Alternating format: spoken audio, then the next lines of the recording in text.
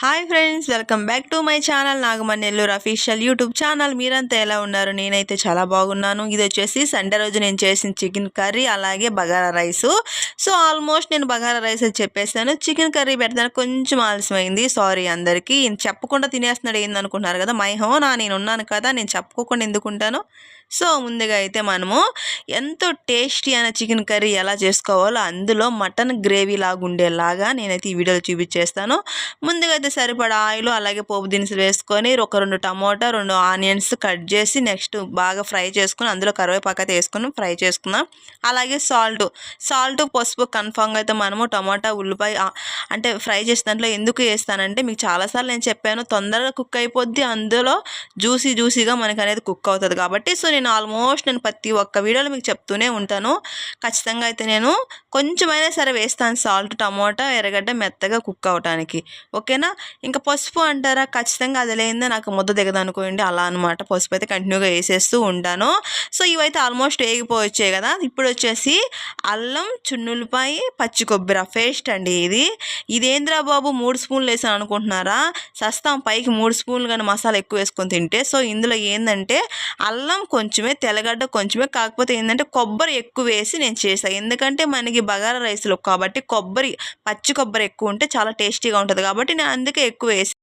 అలా కాకోకుండా ఓన్లీ అల్లం వెల్లుల్లి పేస్ట్ 3 స్పూన్లు కానీ వేసుకున్నాం అనుకో ఏకంగా పైలోకానికే పోతాం. అందుకనేసే కొంచెం అల్లం, కొంచెం తెల్లగడ్డ, ఎక్కువ కొబ్బరి వేసుకొని చేసుకోండి. అది కూడా బగారా రైస్లోకి మాత్రమే. అలాగే 1.25 కిలో అండి ఈ చికెన్ వచ్చేసి నేను మంచిగా వాటర్లో క్లీన్ చేసి ఇందులో వేసేసాను. తగినంత 3 నుంచి 4 స్పూన్ల దాకా నేను కారం అయితే వేసేసాను, ఎందుకంటే మనకి గ్రేవీ ఎక్కువ కావాలి కాబట్టి.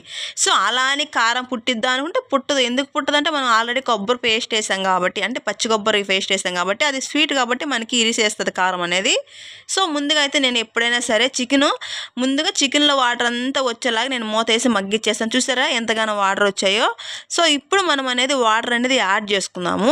దానికి ముందు మనం ఆ వాటర్ అంటే చికెన్లో వాటర్ రాకముందే కనుక మనం వాటర్ కనుక యాడ్ చేసుకున్నట్టయితే అప్పుడేమైంది, ముక్క సప్పగా ఉంటుంది, పులుసు కూడా అంత పర్ఫెక్ట్గా రాదు. సో ముందుగా ఉప్పు కారం అన్నీ వేసిన తర్వాత మనము ఓన్లీ చికెన్ ఒక మూత వేసి ఒక 10 నిమిషాల దాకా మనం మూత పెట్టిగా సిమ్లో పెట్టేసినట్లయితే దాంట్లో వాటర్ అంతా బయటకు వచ్చేస్తుంది. అప్పుడు మనకు తగినంత వాటర్ అయితే వేసుకోవచ్చు. సో చూసారు కదా, తగినంత వాటర్ అయితే నేను వేసాను, ఒక 2 గ్లాసుల దాకా అయితే పోసేసాను.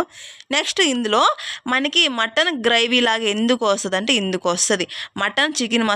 మటన్ మసాలా అనేది వేసేస్తే చికెన్ మసాలా కాకుండా మటన్ మసాలా ఆ పొడి కనుక వేసినట్లయితే మనకి గ్రేవీ ఏంటంటే మటన్ గ్రేవీ లాగే ఉంటుంది. మటన్ తినకపోయినా కూడా సేమ్ మనకి చికెన్ తింటున్నా కూడా మటన్ గ్రేవీ ఫీలింగ్ వస్తుంది అనమాట. చికెన్ మసాలా అవాయిడ్ చేసేసి మనకి అలా కావాలనుకున్నప్పుడు ఏం చేయాలంటే మటన్ మసాలా వేసుకొని ఒక 20 నిమిషాల దాకా బాగా కుక్ చేసినట్లయితే నీట్గా మనకి గ్రేవీ రెడీ అయిపోద్ది. అలాగే బగారా రైస్లోకి టేస్టీ కర్రీ రెడీ అయిపోద్ది. ఇదేనండి సింపుల్ ట్రిప్. మనకి గ్రేవీ అనేది మటన్ గ్రేవీ లాగా రావాలంటే ఇది చేస్తే సరిపోతుంది.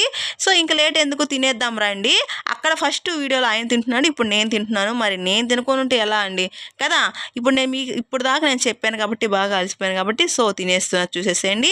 నెక్స్ట్ సండే మీరు ట్రై చేసి మీకు ఎలా వచ్చిందో నాకైతే ఖచ్చితంగా కామెంట్లో పెట్టండి. నేనైతే చికెన్ కర్రీ ఇప్పుడు చేస్తున్నాను ప్రజెంట్. అలాగే నేను బగారా రైస్ ఆల్మోస్ట్ నేను సోమవారం రోజే మీకు పెట్టేశాను. మీరు ఖచ్చితంగా బాగా చూసి అంటే ఫుల్ వీడియో చూసి నెక్స్ట్ వీక్ ట్రై చేసి నాకైతే కామెంట్ చేయండి మీకు ఎలా వచ్చిందో. నాకైతే పర్ఫెక్ట్గా వచ్చింది.